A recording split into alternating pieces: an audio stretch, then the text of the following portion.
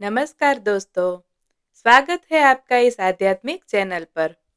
क्या आप जानते हैं, भाद्रपद के कृष्ण पक्ष की अजा एकादशी को ऐसा व्रत माना गया है जो पिछले जन्मों तक के पाप मिटा सकता है।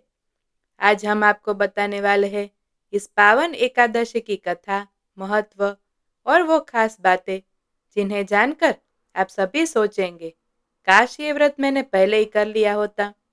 तो बने रहिए हमारे साथ, क्योंकि आगे जो सुनेंगे वो आपके जीवन को सकारात्मक ऊर्जा से भर देगा। तो आइए सबसे पहले जानते हैं एकादशी व्रत में करने वाली पूजा विधि को। सुबह जल्दी उठ जाए। उठने के बाद स्नान आदि से निवृत्त हो जाए। इसके बाद घर के मंदिर में दीप प्रज्वलित करें। भगवान विष्णु का गंगा जल से अभिषेक करें। एक छोटी चौकी पर पीला वस्त्र बिछाए। अब इस पर लक्ष्मी नारायण की प्रतिमा स्थापित करें। विष्णु जी और माँ लक्ष्मी की प्रतिमा के समक्ष रखे दीपक को प्रज्वलित करें। भगवान विष्णु को पुष्प और तुलसी दल अर्पित करें। अगर संभव हो तो इस दिन व्रत भी रखे, निर्जला व्रत रखे। भगवान विष्णु की पूजा करे और श्रद्धा के अनुसार दान भी करे। भगवान की आरती करे। आरती के बाद भगवान को भोग लगाए। इस बात का विशेष ध्यान रखें कि भगवान को सिर्फ सात्विक चीजों का भोग लगाया जाता है। भगवान विष्णु के भोग में तुलसी को जरूर शामिल करें। ऐसा माना जाता है कि बिना तुलसी के भगवान विष्णु भोग ग्रहण नहीं करते हैं। विष्णु जी की पूजा के दौरान पंचामृत में तुलसी का पत्ता डालकर अर्पित करें। अब जानते हैं एकादशी के दिन कौन से उपाय करने चाहिए। विष्णु सहस्त्र नाम का पाठ करें। विष्णु जी के मंत्रों का जाप करें। निर्जला व्रत रखें और विष्णु जी का ध्यान करें। रात में भगवान विष्णु का भजन कीर्तन करते हुए जागरण करें। अगले दिन द्वादशी तिथि में विष्णु जी की पूजा करें और दान पुण्य के कार्य करें। अब आगे जानते हैं अजा एकादशी के महत्व के बारे में। अर्जुन ने कहा, हे पुंडरीकाक्ष, मैंने श्रावण शुक्ल एकादशी अर्थात पुत्रदा एकादशी का सविस्तार वर्णन सुना।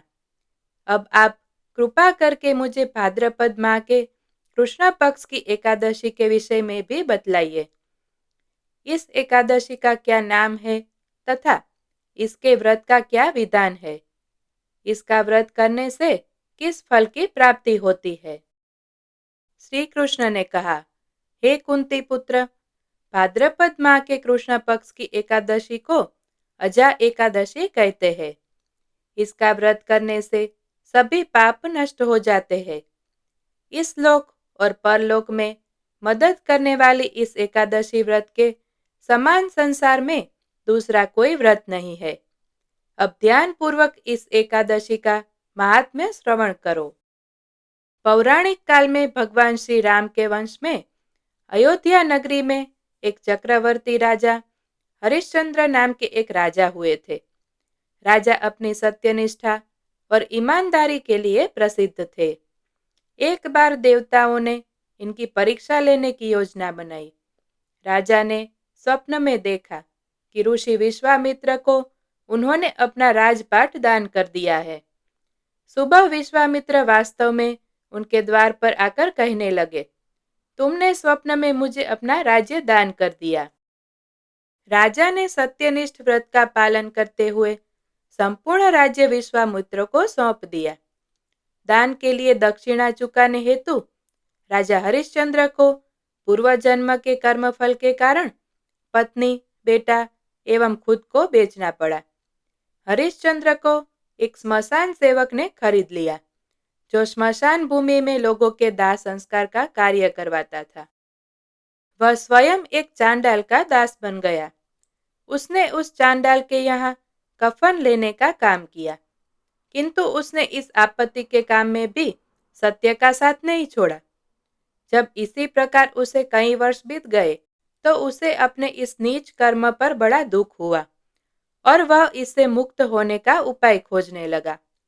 वह सदैव इसी चिंता में रहने लगा कि मैं क्या करूं, किस प्रकार इस नीच कर्म से मुक्ति पाऊं। एक बार की बात है, वह इसी चिंता में बैठा था कि गौतम ऋषि उसके पास पहुंचे। हरिश्चंद्र ने उन्हें प्रणाम किया और अपनी दुख भरी कथा सुनाने लगे। राजा हरिश्चंद्र की दुख भरी कहानी सुनकर महर्षि गौतम भी अत्यंत दुखे हुए और उन्होंने राजा से कहा, हे राजन, भादो माह के कृष्ण पक्ष की एकादशी का नाम अजा है। तुम उस एकादशी का विधान पूर्वक व्रत करो तथा रात्रि को जागरण करो। इससे तुम्हारे सभी पाप नष्ट हो जाएंगे। महर्षि गौतम इतना कहकर आलोप हो गए। अजा नाम की एकादशी आने पर राजा हरिश्चंद्र ने महर्षि के कहे अनुसार विधान पूर्वक उपवास तथा रात्रि जागरण किया। इस व्रत के प्रभाव से राजा के सभी पाप नष्ट हो गए। उस समय स्वर्ग में नगाड़े बजने लगे तथा पुष्पों की वर्षा होने लगी। उन्होंने अपने सामने ब्रह्मा, विष्णु, महेश तथा देवेंद्र आदि देवताओं को खड़ा पाया। उन्होंने अपने मृतक पुत्र को जीवित तथा अपनी पत्नी को राजसी वस्त्र तथा आभूषणों से परिपूर्ण देखा। व्रत के प्रभाव से राजा को पुनः अपने राज्य की प्राप्ति हुई। वास्तव में एक ऋषि ने राजा की परीक्षा लेने के लिए यह सब कौतुक किया था, परंतु अजा एकादशी के व्रत के प्रभाव से ऋषि द्वारा रची गई सारी माया समाप्त हो गई और अंत समय में हरिश्चंद्र अपने परिवार सहित स्वर्गलोक को गया। हे राजन, यह सब अजा एकादशी के व्रत का प्रभाव था।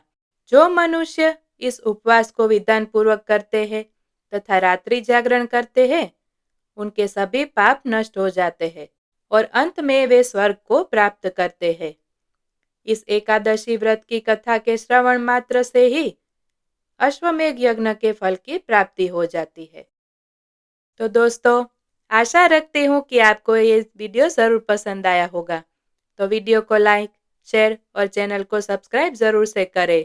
जय श्री कृष्ण।